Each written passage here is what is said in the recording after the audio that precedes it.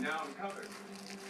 Now for the first time, you can be covered with a quality health plan from the new health insurance marketplace, part of the healthcare law. It's where brand name companies offer plans you can compare side by side, and it's the only place to get lower monthly payments. I'm covered. So if you have an accident, get sick, or just need a checkup, I'm covered. We're covered. Now we're covered.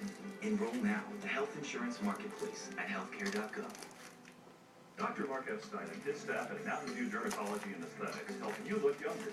State-of-the-art skin rejuvenation treatments have little downtime. A custom treatment package can be tailored to your specific needs. Call Mountain View Dermatology and Aesthetics for a free consultation. Domestic goddess Nigella Lawson defends her good name. Next in edition, the famed TV chef takes the stand. Her assistants are claiming she's a chronic drug user. Are they lying or exposing the truth? Give it to me. Death investigation. Was he in one of the most dangerous Gizmo. cars in the world?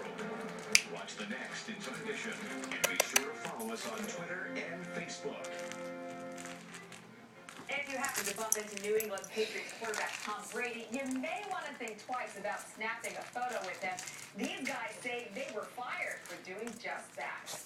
Say cheese. Now you're fired.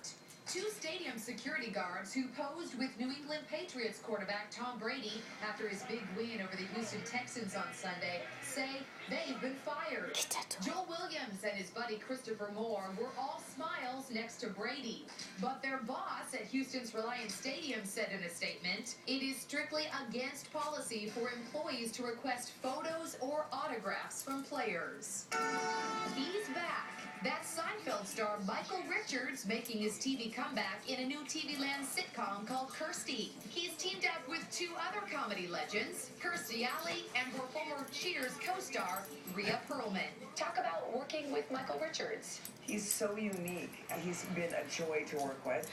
And then, of course, Rhea Perlman and I love working together. I wanted to take this opportunity to say sorry to Mrs. Palin. That was MSNBC host Martin Bashir asking forgiveness for nasty comments he made last month about Sarah Palin. Incredibly, Bashir said Palin needed to be punished like a slave by having someone defecate and urinate on her. My words were wholly unacceptable. They were neither accurate nor fair, and they have brought shame upon my friends and colleagues at this network. Well, that was 2 weeks ago, and Bashir hasn't been seen on the air since. The network claims he's on vacation, but the website Politico.com says Bashir has been suspended. Sarah Palin accepted Bashir's on-air apology. The crash of a New York commuter train that killed 4 people over Thanksgiving weekend has launched an intense investigation into whether mechanical failure or driver error is to blame. And if the latter proves to be true, the question is, did the conductor fall asleep at the wheel? And if he did, it wouldn't be the first time. Paul Boyd explains.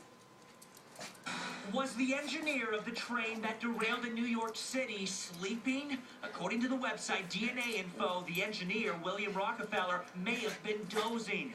This extraordinary photo on the front page of the New York Post shows Rockefeller walking away from the crash scene unscathed as injured passengers lay around him. Rockefeller was later taken by stretcher and quickly released from a local hospital. He reportedly told investigators that he zoned out as the train was barreling towards a sharp curve. He was just somehow inattentive, a source said. Another TV station described him as being so out of it in terms of sleep deprivation, he was, quote, semi-conscious. The train was going 82 miles an hour when it derailed, 52 miles over the speed limit in that section of track. The engineer may have a famous name, but he's not one of those Rockefellers. 46-year-old William Rockefeller lives in this modest home in rural Germantown, New York. Mark Ash is a transportation safety expert.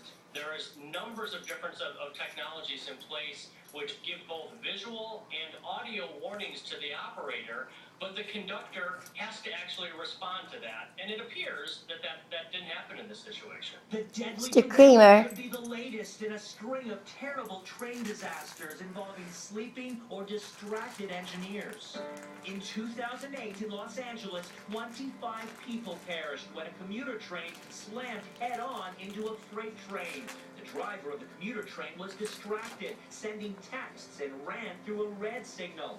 He was killed. And just 5 months ago, this train slid off the rails in Spain. The driver admitted he was going 125 miles an hour, more than twice the speed limit, and that he was talking on his cell phone. 79 people lost their lives in that train tragedy. Just like a doctor has to be absolutely focused when they're in the operating room, the same thing is true with a conductor when they're in the front of that train. They've got hundreds of people's lives in their hands. We need 100% of their focused attention. And up next, a very personal report from our Jim Murray. Closed caption sponsorship for Inside Edition is brought to you by